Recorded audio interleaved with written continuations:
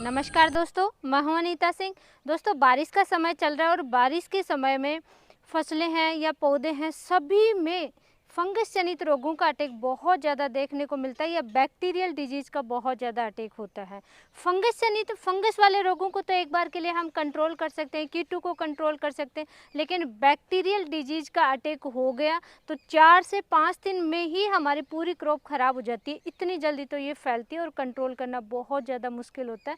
तो बारिश के समय में जो भी फसलें हैं उनमें या तो प्रिवेंटिव में काम करना पड़ेगा, या तो आप ड्रिप से चलाते रहिए अगर ड्रिप से खेती करते हैं। ड्रिप से आप नहीं चला रहे या खेती नहीं कर रहे और कंटिन्यू बारिश है, 4 दिन 5 दिन 6 दिन 7 दिन कंटिन्यू बारिश है, टाइम नहीं मिल रहा है, तो बेस्ट है कि आपको स्प्रे करते रहना चाहिए। स्प्रे किन का दोस्तों, आप चाहे ऑर्गेनिक खेती कर रहे हैं, केमिकल खेती कर रहे हैं, सबसे इम्पोर्टेंट है दोस्तों ट्राइकोडर्मा, सूडोमोनास वगैरह जो हम आपको लाइव दिखाएंगे। ये देखिए अभी हम चला रहे हैं हमारे प्लांट्स में कल्चर तैयार करके, तो इसका कल्चर कैसे तैयार कर सकते हैं वो आज आपको दिखाएंगे। अब इनमें भी दोस्तों सबसे बड़ा कन्फ्यूजन होता है कि पाउडर फॉर्म वाली बेस्ट है, लिक्विड फॉर्म वाली है। देखिए मेरे पास ये पाउडर फॉर्म में भी हैं, ये है और ये लिक्विड फॉर्म में भी हैं। बेस्ट कौन सा है, तो कंप्लीट जानकारी के लिए वीडियो के एंड तक जरूर बने। सबसे पहले बात करेंगे दोस्तों सूडोमोनास। आपके पास सब्जी वर्गीय फसलें हैं, पौधे हैं दोस्तों, सूडोमोनास का आपको स्प्रे कर देना चाहिए। और स्प्रे नहीं, आप प्रिवेंटिव में चला रहे हैं तो कल्चर इसका यूज करना चाहिए, कल्चर बना करके फिर चला देना चाहिए। जड़ों में और पूरे पौधे में किसी भी टाइप के रोगों का, बैक्टीरियल डिजीज का, फंगस जनित रोगों का अटैक देखने को नहीं मिलता है। अब कन्फ्यूजन ये होता है कि ये पाउडर फॉर्म में है। देखिए सूडोमोनास फ्लोरेसेंस 1% WP, ये पाउडर फॉर्म में है। ये देखिए ये 1 kg का पैकेट है। सेकंड है सूडोमोनास, ये देखिए लिक्विड फॉर्म में, ये 1 लीटर की बोतल आती है। कंटेंट सेम ही है, उसमें 1% है पाउडर फॉर्म वाली में और इसमें है 1.5%, 1.50 लिक्विड फॉर्मूला है ये। इनको डेवलप करना होता है। तो दोस्तों अगर आपको डायरेक्ट स्प्रे करना है, कंटिन्यू बारिश आ रही है 3 दिन 4 दिन 5 दिन 6 दिन जो मैंने आपको बताया, स्प्रे करना है तो बेस्ट होता है कि लिक्विड फॉर्म वाली सूडोमोनास का आप इस्तेमाल करें। और कल्चर तैयार कर रहे हैं तब भी सबसे बेस्ट तो होता है कि लिक्विड फॉर्मुलेशन में मिल जाए तो इसी का आप कल्चर तैयार करें। लेकिन कई जगह पे ऐसे होता है कि लिक्विड फॉर्म अवेलेबल नहीं होता है। अक्सर किसान भाइयों के कमेंट आते हैं, आपके भी कमेंट आते रहते हैं, तब आप पाउडर फॉर्म वाली का भी इस्तेमाल कर सकते हैं। पाउडर फॉर्म वाले में एक बड़ा ये समस्या आती है कि इसको डायरेक्ट जैसे धूप में रख दिया है, कई दिन पुराना पड़ा रहता है, तो फिर इसकी इफेक्टिवनेस ख़त्म हो जाती है। इसलिए पाउडर फॉर्म वाले शॉपकीपर की एक्चुअली ये मिस्टेक होती है कि कई दिन तक ऐसे ही पड़े रखते हैं, धूप में है, छाँव में है, तो वहाँ पे ये बड़ी गलती हो जाती है। बेस्ट इसलिए होता है कि लिक्विड फॉर्म वाले में ये चाहे कैसे भी इसको रखें, इसका रिजल्ट हमेशा अच्छा मिलता है। तो हम डाल रहे हैं दोस्तों, कल्चर बना रहे हैं तो कल्चर में आधा 500 ग्राम ये डालेंगे और 500 ml ये डालेंगे, ये दोनों ही हम डालेंगे। हमारे अनार में फ्लोरिंग स्टेजर, उसमें ये कल्चर बना करके हम यूज कर रहे हैं। आपको जैसा कि मालूम है कि हम लोग ज़्यादा से ज़्यादा ऑर्गेनिक करते हैं और अनार में भी आपको मैं दिखाती हूँ। फ्लोरिंग देखिए कितनी ज़बरदस्त फ्लोरिंग है, ये देखिए ये प्लांट है, लीफ से ज़्यादा आपको रेड रेड दिखाई दे रहे होंगे फ्लावर्स। पूरे प्लांट्स रेड कलर के हो चुके हैं। उधर आप आगे देख लीजिए, सारे प्लांट्स पे भयंकर फ्लोरिंग है।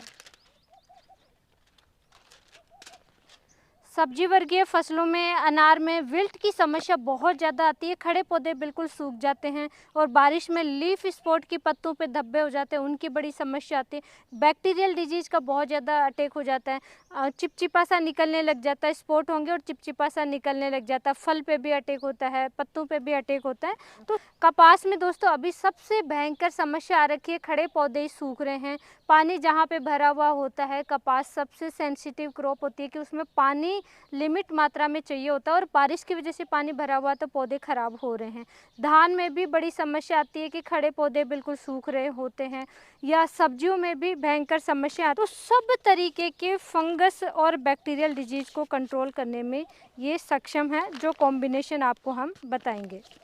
केवल सूडोमोनास का ही आपको इस्तेमाल नहीं करना अगर कल्चर आप बना रहे हैं तो। इस टाइप की ये पैकिंग आएगी अंदर, ये देखिए इस टाइप का आता है ये।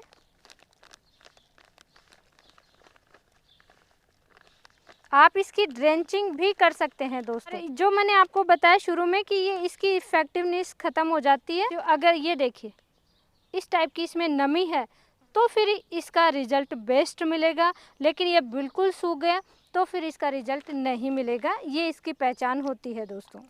कोई भी लिक्विड फॉर्म में इस्तेमाल करते हैं तो पहले इसको सेक करना चाहिए, मिक्स ज़रूर करना चाहिए।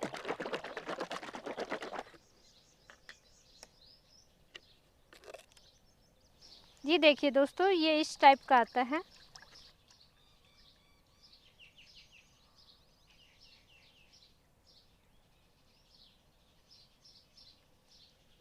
ये हमने लगभग 500 ml ले लिया।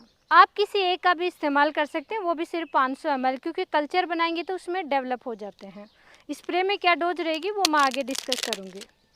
दोस्तों धान का अभी प्लांटेशन किया है आपने, धान लगाया है, ब्लास्ट की बड़ी समस्या आती है। ये देखिए नेक ब्लास्ट की बड़ी समस्या आती है। आपको लगता है कि पौधे जल क्यों रहे हैं, ये ब्लास्ट की समस्या आती है। तो इसके लिए ये बहुत ही इफ़ेक्टिव है सूडोमोनास। आप डायरेक्ट भी स्प्रे कर सकते हैं और नहीं तो पानी के साथ में कल्चर बना करके भी आप चला सकते हैं। और विल्ट वगैरह की समस्याएं आती हैं पौधों में, फसलों में। दोस्तों खड़ी फसलें बिल्कुल अलसा करके तुरंत सूख जाएगी। आप पहले दिन देख रहे हैं कि पौधे स्वस्थ हैं, नेक्स्ट डे बिल्कुल सूख रहे हैं। ये सब्जियों में, मिर्च टमाटर में भयंकर समस्या आती है। साथ ही कपास में अभी बहुत ज़्यादा समस्या आ रही है। विल्ट की समस्या अनार में, अमरूद में, इनमें भी बहुत ज़्यादा समस्या आती है। तो अब ट्राइकोडर्मा का इस्तेमाल करना है सूडोमोनास के साथ में, ताकि जितने भी फंगस और बैक्टीरियल डिजीज है वो सब कंट्रोल हो जाएंगे। इन दोनों को जब साथ में इस्तेमाल करेंगे, रूट विल्ट फ्यूजेरियम को ये बहुत ही इफेक्टिव रूप से कंट्रोल करता है। तो अभी हम ट्राइकोडर्मा यूज कर रहे हैं। ट्राइकोडर्मा हमारे पास लिक्विड फॉर्म में है, तो ये अभी हम 500 ml ले रहे हैं। ये इस टाइप का आता है दोस्तों, देखिए।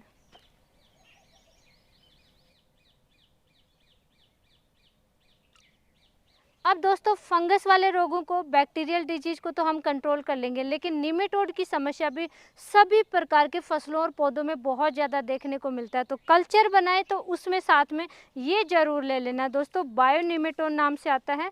पैसिलियोमाइसिस लिलासिनस 1.5%, ये देखिए इसका इस्तेमाल करना है। ये भी हमारे पास पाउडर फॉर्म में भी है। ये देखिए पाउडर फॉर्म में अलग नाम से आता है, बूम नेमो नाम से। ये देखिए बायोलॉजिकल निमेटिसाइड, इसमें भी वही सेम है। पैसिलियोमाइसिस लिलासिनस पाउडर फॉर्म में 1% आता है और लिक्विड फॉर्म में 1.5% ही आता है। तो अभी हम लिक्विड फॉर्म को ही यूज कर रहे हैं। ये इस टाइप का आता है दोस्तों, ये देखिए।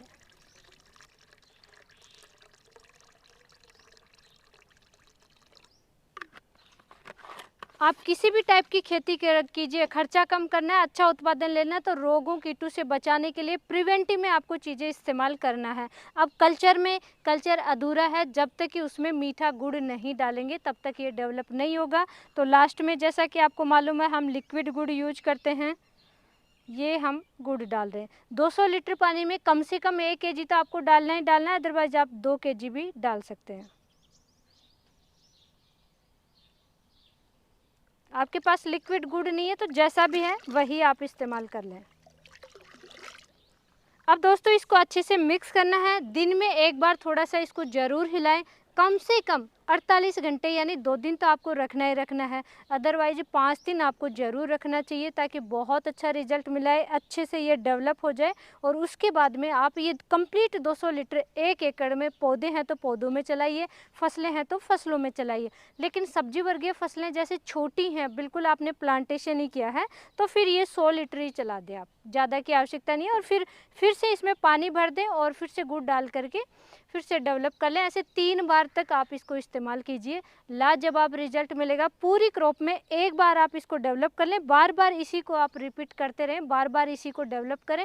10 लीटर 15 लीटर 20 लीटर पानी रख लें, बाकी का फिर से भर लें, फिर से गुड़ डाल दें और फिर से आप चला दें। बीच में जैसे आज आपने चलाया तो नेक्स्ट जब भी आप चलाएंगे कम से कम 15-20 दिन का गैप जरूर रखें, इस चीज़ का आप ध्यान रखें। स्प्रे की बात है दोस्तों, स्प्रे अगर आपको करना है तो परफेक्ट डोज होती है ट्राइकोडर्मा या सूडोमोनास, जो भी आप ले रहे हैं क्रॉप छोटी है तो 2 ml पर लीटर के हिसाब से घोल तैयार करके स्प्रे करेंगे। लेकिन अगर क्रॉप बड़ी है, जैसे फ्लोरिंग स्टेज तक आ गई है, सब्जी वर्गीय फसलें हैं, तो 3 ml पर लीटर के हिसाब से भी घोल तैयार कर सकते हैं। और पौधे हैं और या फसलें मेच्योरिटी स्टेज पे हैं, बड़ी क्रॉप है या कपास है, धान है, ऐसी फसलों में 4 ml पर लीटर के हिसाब से भी घोल तैयार करके आप स्प्रे कर सकते हैं। आपकी क्रॉप छोटी है या बड़ी है, उस अनुसार थोड़ी बहुत डोज आप अप डाउन कर सकते हैं। ये बात है कि ये ऑर्गेनिक है दोस्तों, तो आप रासायनिक खेती कर रहे हैं, ऑर्गेनिक कैसी भी खेती कर रहे हैं, इसमें कोई सावधानी नहीं है। सबसे अच्छी बात है, बस स्प्रे करें तो पहले फसल में पानी देना है, यानी नमी होना जरूरी है। उसके बाद में आप कभी भी अपनी फसलों में स्प्रे कर सकते हैं। और कल्चर चलाएं तो पानी के साथ में आप कैसे भी चला सकते हैं। बस एक चीज़ का आपको ध्यान रखना होता है, क्योंकि दोस्तों ये ऑर्गेनिक है, तो आप कोई रासायनिक दवाई चला रखी है, कोई रासायनिक फर्टिलाइज़र चला रखा है, कुछ भी ऐसी रासायनिक चीज़ का इस्तेमाल कर रखा है, तो बीच में 2 दिन बाद में आप इसको चलाना है। 2 दिन का गैप जरूर रखें बीच में, इस चीज़ का ध्यान रखें।